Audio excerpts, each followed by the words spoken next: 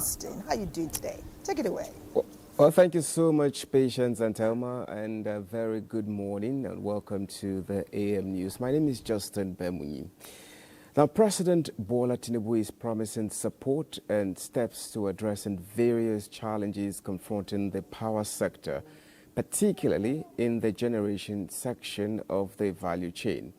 The president addressed chairmen of the power generation companies led to the State House by the Minister of Power, Adebayo Adelabu. State House correspondent Musbat Wahab reports. President Bola Tinubu is opening a new chapter to solving another fundamental challenge in Nigeria, power. He opted to hear from leaders in one of the critical subsectors of power on the issues hampering progress despite investment in the sector over the years. Minister of Power highlighted progress recorded, including the deregulation and mass metering toward addressing fundamental issues in the sector. Stabilization of the national grid through the activities of the Presidential Power Initiatives, which we all know as Siemens project, that has added over 700 megawatts of transmission capacity to the grid capacity. We have recorded zero grid collapse since the beginning of this year. This 8 months running. We are all aware of what we passed through last year due to vandalization of our national assets. But then, there are lingering issues including financing, confronting the key players, and the level of indebtedness to the generation companies accumulated over the course of 10 years. About 6 power plants, and they are currently underperforming. The question is, how do we energize them and give them gas? They are underperforming because the gas suppliers have not been paid. They are being owed. They are being owed, and basically they are not investing as well in putting in more gas into the system. Our office will sit with them. We've engaged the audit firms and the legal firms that will sit with us and negotiate a final settlement agreement, and the amounts that are actually validly owed by the federal government are the only things that will make it into the issuance by DMO. But as of today, what we're carrying is 4 trillion, but it's subject to downward revision, sir. We do have a 4 trillion naira structured arrangement to effectively resolve the liquidity challenges in the sector through a bond issuance program. I know you're trying, you didn't create this problem, but please, sir, just so that we can complete and advance the transformation you've started, because power is critical for it. Please help look into this, sir. President Tinubu expressed his understanding of the issues. We recognize the fact that without power, industrialization, and even human life is impossible. Well, I've listened to the Minister of Power that we are improving, and I accept that. We are not where we should be yet, and the power generation. While promising interventions on the issues, President Tinubu indicated that proper interrogation will be done to arrive at lasting solutions. Give us time to do verification and validation of numbers. I assure you, the economic will grow and we will consume more energy. We'll be in position to pay our debts. We'll give you papers to trade, and they will give you lines to ensure continuity in the business. I have to put life support in place for the private sector investors to really have a life and not die in process. The key players expressed belief in the ability of the president to address challenges in the sector like he has done in other sectors to achieve overall results. From the State House, Musba Nanwahab, NT News. Now, President Bola has met with his old colleagues who were the pioneer governors in the Fourth Republic beginning in 1999. The former governors, known as Class 99, were led to the State House by their chairman and the former governor of Edo State, Lucky Igbinedion. 12 of the former leaders, including the Secretary to the Government of the Federation, George Akume, governed their respective states when President Tinubu was the governor of Lagos State. The meeting lasted over an hour behind closed doors. Afterwards, chairman of the group, Lucky Igbinedion, revealed that the meeting was to commend the president for his various programs and policies, as well as offer advice on how to achieve the expectations of Nigerians.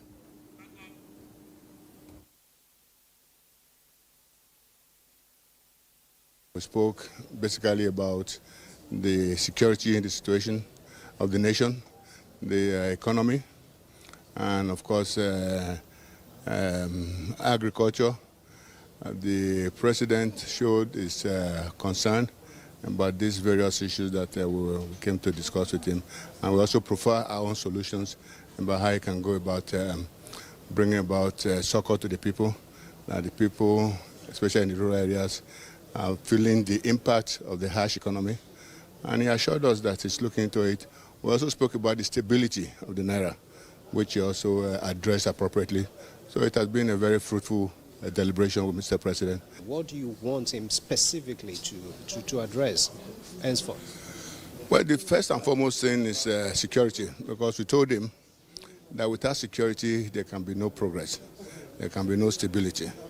And secondly, the economy, of course, needs to be stabilized. What is most important was, let's create industries, especially cottage industries, that can employ people rather than just giving out palliatives. We employed on him to try as much as possible to create cottage industries in all the local governments of the Federation.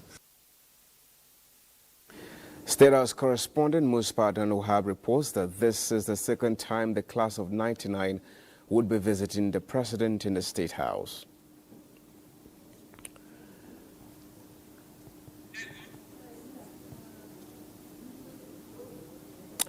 Nigeria's digital economy is growing, so are the risks faced by citizens who are increasingly active online, ranging from identity theft to unauthorized data exploitation. To address these concerns, the federal government plans to train 1 million data protection officers within the next 3 years.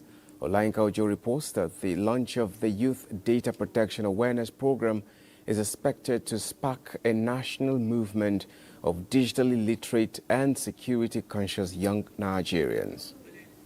Digital technologies have opened new doors for learning, entrepreneurship, civic engagement, and creativity. However, they also expose users, particularly young people, to serious risks. 29-year-old Dumbari Zabe knows too well. While I was there at the event, I received a call on my WhatsApp.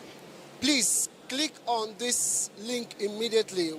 And the moment I did that, my WhatsApp was logged out. With data now described as the new oil and information the new currency, Nigeria currently has fewer than 10,000 certified data protection professionals, a number the government intends to scale up.